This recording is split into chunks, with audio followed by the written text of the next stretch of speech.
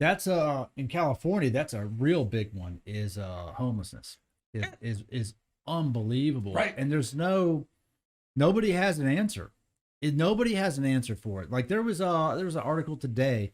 Paul Hogan, guy from Crocodile Dundee, is in the news because he went and put a handwritten paper sign on his door about that this is his house and his property at Venice Beach. He doesn't want I saw people that. tenting outside his freaking house. Which, if someone had a tent and was living in my backyard or the entire cul-de-sac, I'd be like, what are we doing? But there is no solution to this. So what people did is I think what happened is over time, people lost their everything. They lost their money, their job, their wife, their husband, their life. Right. And who took it from them? The people living in the big house with the nice car. That those people are the ones that took their livelihood away in some way, even if vicariously through them. That's how they see it. So what better way to just say, all right, well, if I'm going to be homeless, I'm going to be homeless on Venice Beach. I'm going to be homeless in Malibu because it's fucking nice. I'll look at these mansions every fucking day. Right. And you can't tell me no. What do you do with them though? I mean, where do you put them? Where do you arrest people? I remember a guy, I was in New York. I was at a park. It was right before the election between Trump and Hillary. There was a guy standing there, and he's like, "Man, I'm scared." I was trying to ask him, "Who are you gonna vote?" He's like, "I'm gonna vote. I don't care." What I'm worried about is I'm worried about the day when it becomes illegal to be poor, where you just can't even stand somewhere. You can't sit down. I used to get rousted from benches by the cops in New York. I looked like a bum. I'd be sitting on a bench. A cop would come up and be like, "Hey, what are you doing sitting here?" And I'd be like, "Well, it's a fucking bench. It's in public. I'm sitting on the fucking bench. What the fuck does it look like I'm doing?" But they made you feel like you couldn't do it too long. And I feel like that's part of the direction that we're headed. I saw the exact same thing. I was watching it on the news while I was riding at the gym. I was riding the bike, and they were talking about the people in Venice Beach. So I'm like, where do you put them? Here's what I think. First of all, I don't know what to do with everybody. But the solution to me for the veterans is simple. And that would solve a lot of the problem because a lot of these guys are veterans. They've come back from war. They've come back from training. They've gone out, they've defended this country, they stood in front of bullets. They're veterans. A lot of veterans are on the side of the road holding up a sign, fucking begging for change. In America, people that defended us, put on a uniform, went and stood in front of bullets on a foreign land, survived it, came back here. Hey, thank you very much for your service. Here's a parade. We're going to bring you out halftime of the football game. You lost an arm, a leg, your brain scrambled because you got so fucked up seeing death and all this shit. If you're a veteran and you served in the armed forces, you should get free everything for the rest of your fucking life. And who should bear that responsibility? Everybody. Everybody. You get a card. You come back. This is my belief. I really believe this, and I will fight to make it happen till I die. You come back from war. You get a card that says, "I'm a war veteran." It's got your picture on it, shows who you are. You can walk in any restaurant. You can walk in any hotel. You can walk in any hospital. You can walk in any taxi service. You can walk anywhere in America, and when you show that card, they go, what do you want? What do you need? We will provide it. And that's our thank you. Who's paying for it? Everybody. We're all going to pay for it.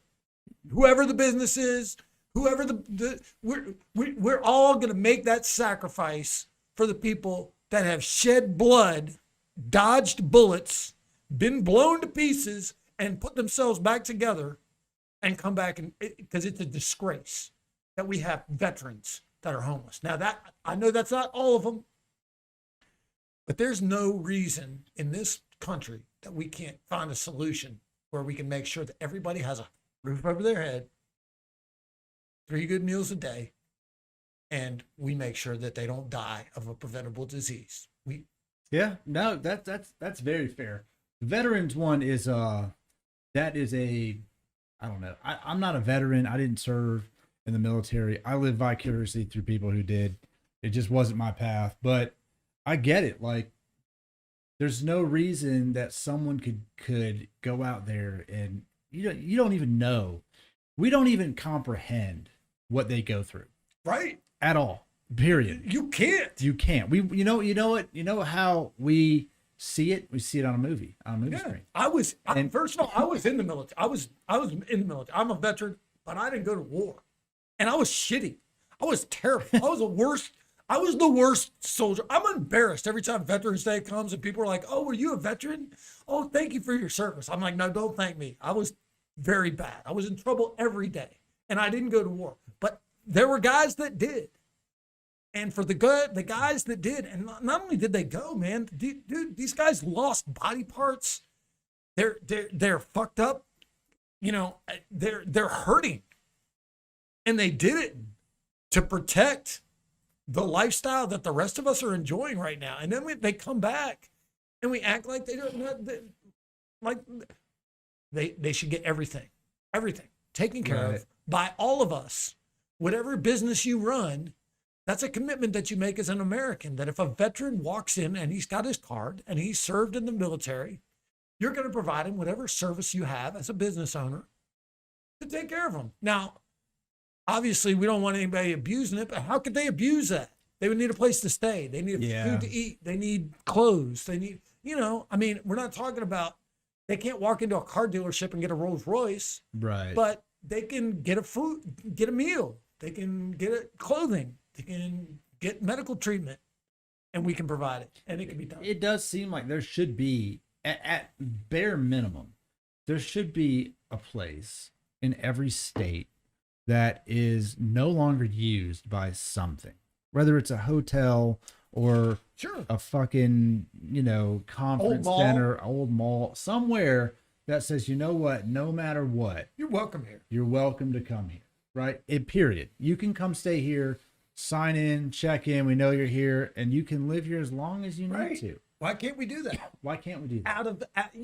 There's no way that you can tell me, and we don't even need to build new structures. No, you don't. They're already here. You don't need to build anything. Oh, for sure. You need to staff it, but I can promise you that you could probably find retired people that would love nothing more than to pay back the veterans by coming and sacrificing and volunteering some of their time and effort to provide these people with a good. So you could set that up very easily. I believe. Now, could I do it? Maybe. Who knows? Maybe we'll make it our mission as part of the free as fuck broadcast. Maybe we'll say to ourselves, "Hey, man, let's solve one of these problems." Because we're looking at something right now that is a problem.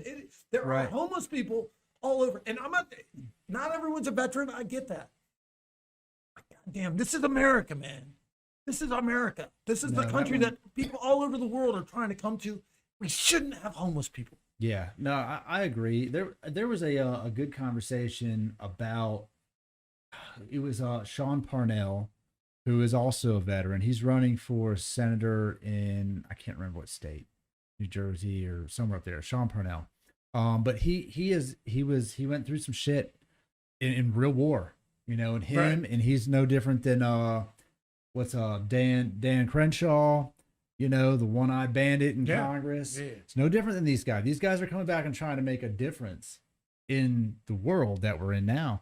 And they're trying to come back and make the world a better place. But I do agree that it's crazy, and we don't respect what we don't know. There's no, what revisited that thought for me was pretty recent. Rogan had Marcus Luttrell on his podcast, and I didn't know who Marcus Luttrell was. Do you know who he is? No, I don't know. Okay. Have you ever seen the movie Lone Survivor with Mark Wahlberg?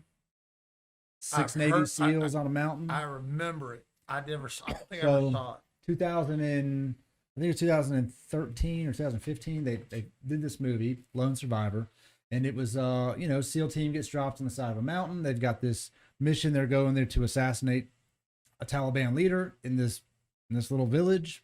There's 6 of them versus there's only supposed to be like a dozen Taliban in the village.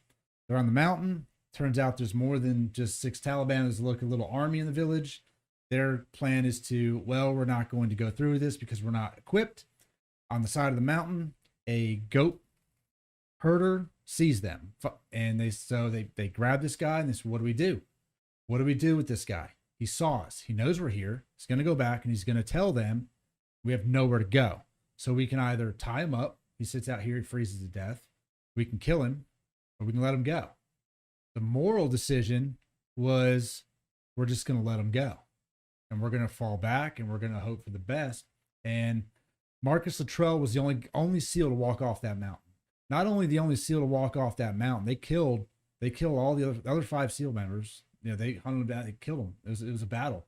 They tried to QRF him out of a helicopter, and an entire platoon of SEALs, right? That chopper gets shot down as they go to pick him up. Boom, whole 12 more guys down.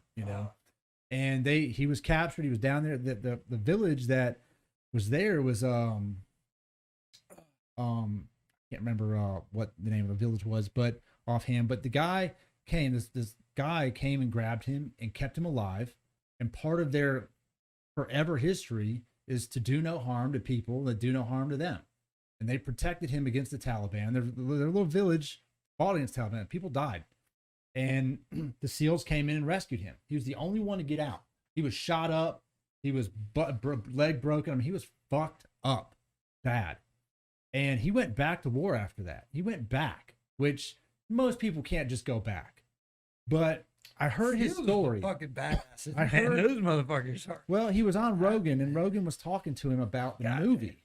And he said, well, how much of the movie is, like what really happened? He said, 100% of it.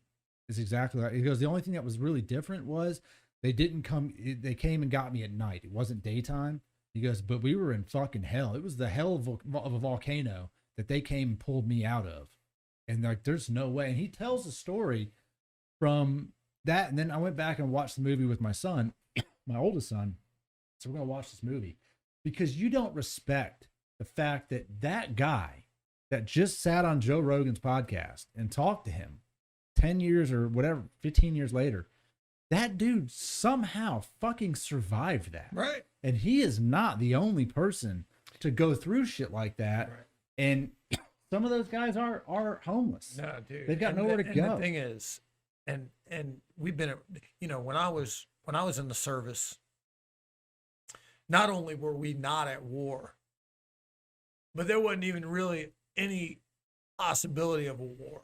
There was nobody that we were going to fight anytime. We were the biggest, baddest motherfuckers in the world. Nobody was going to fucking start shit with us.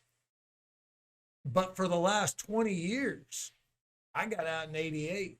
For the last 20 years, since 9/11, we've been at war nonstop.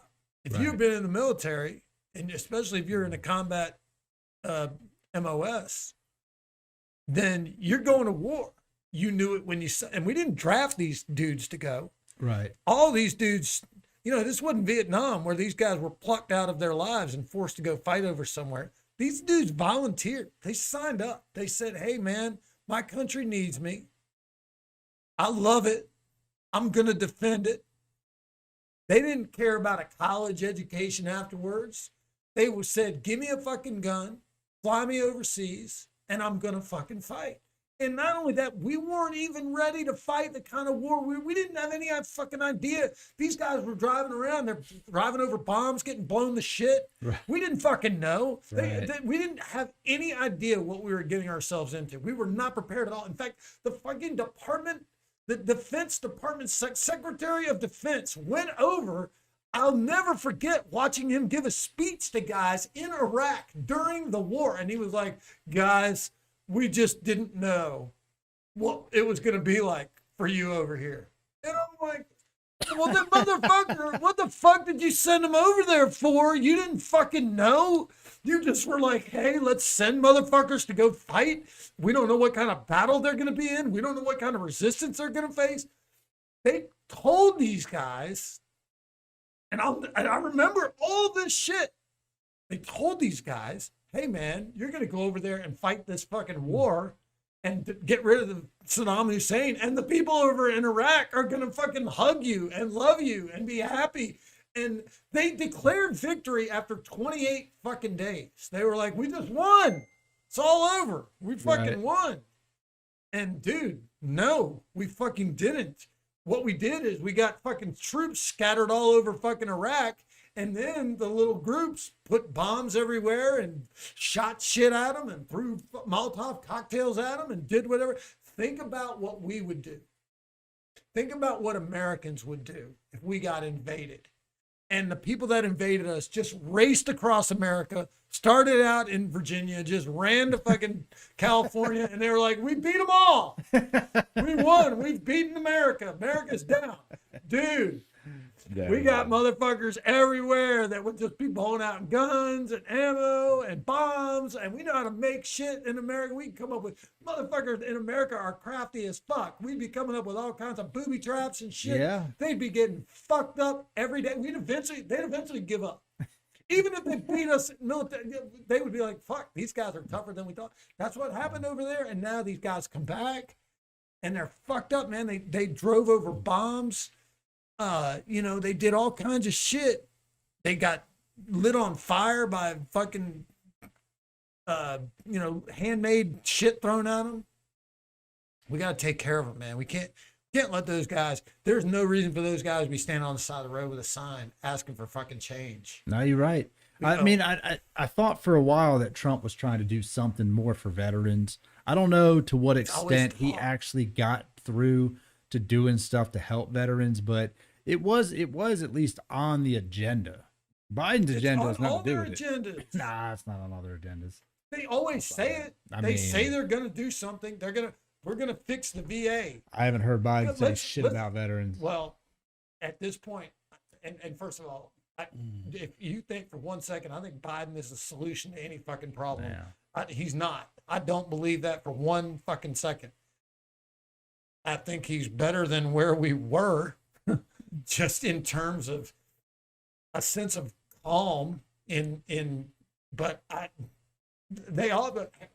is that our only choice? I don't understand that. Yeah. We got 350 million fucking Americans. That's the best 2 guys we can fucking come up with to be in charge. I don't understand that. I really don't. But that being the system being what it is,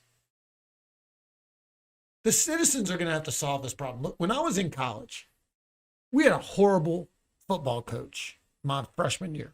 Horrible. He didn't know shit. He actually was famous for being the center that snapped the ball over the punter's head and lost a big game in college. He was our coach. That was our coach in college. And I'll never forget, we were about 2 games into the season. We were 0-2. We got our asses kicked twice. There was no reason for us to lose either one of those fucking games. And one of the players called a freshman, my freshman year in college, called a fucking meeting in the locker room, players only. And he pulled us in that fucking room and he goes, look, goddammit, if we're going to turn this shit around, we're going to have to fucking do it. The coaches aren't going to fucking do it. The coach is a fucking idiot. And he's not going to save us, and he's not going to solve the problems. And that's why I look at the people that are in charge of this country. They're not going to fucking solve anything. You think Joe Biden, is there a human being on the face of the earth that believes Joe Biden is going to solve a fucking problem that America Unfortunately, has? there's way too many of them. I don't think they think he's going to solve anything. I think they're just relieved that he's not Trump. Honestly, I don't think there's anybody out there who really says to themselves, Joe Biden's going to solve problems. I'm passionately behind Joe Biden. I just don't believe that. I've never seen him. I've never seen him either. If there's anybody out there that feels that way. And so, did they vote? Did a lot of people vote for him because they want to get rid of Trump? Whatever. I don't know. That may be so. But if we're going to solve the problems, we're going to have to do it ourselves.